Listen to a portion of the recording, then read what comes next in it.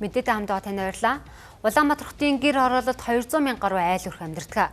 Өрх бүр 5 мод тарьж ургуул чадвал 1 сая модтой болох юм а. За 1 сая мод тарьснаар агаарын чанарыг сайжруулж, нарийн ширхлэгт тоосон цэргийн төвшинг бууруулах боломжтой юм байна. За иймээс иргэдийг хашаанд нь мод тариулах зорилгоор хотын шийдэл төслийн хүрээнд Чингэлээ дүүргийн 22 дугаар хорооны иргэдэд 5 ширхэг жимсний мод бордоо тараалаа.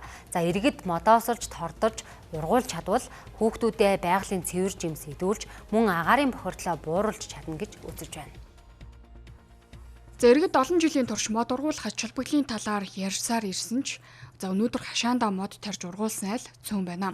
За учир нь иргэд хашаандаа жимсний мод суулгадагч хурдан хугацаанд үр шүмийг өгөхгүй байна гэх шалтгаанаар орхидог байна.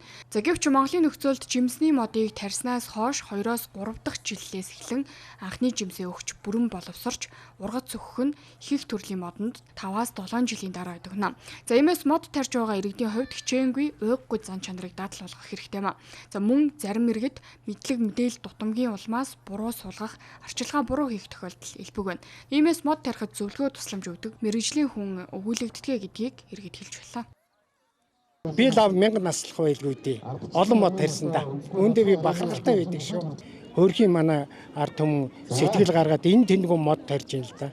Харамсалтай нь тэр модыг хамгаалдаг улс нь алга байна. Услах хүн алга байна. Тэнд мэрэгжлийн зөвлөгч нар алга байна. Одоо тэгэл намар жимсүмсийг хурааж явна хүүхдүүд ус мос амархаараа ус мос зөөж өгнө. Амралтаараа ирж. Хашаага ногоон болгоё. Тэ ерөнхийдөө жимсээ өгдөг. Ерөнхийдөө мод тарих гэсэн ерөнхийдөө төлөвлөгөөтэй л явж байсан л да. Тэгээд иймэр шүүгүү явж яхаар нь бүртгүүлээд тэгээд харин одоо ингээ өнөөдөр мод аваа явчихна. За өмнө нь 2013 онд 5 мод тарьж ирсэн.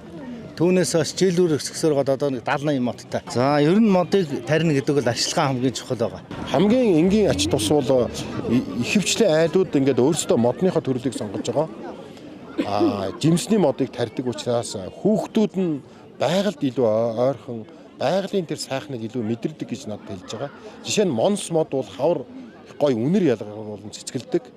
Тэгэхээр одоо манай энэ Саарал хотод тоос шорооноос гадна үнэрийн бохирдол байдаг.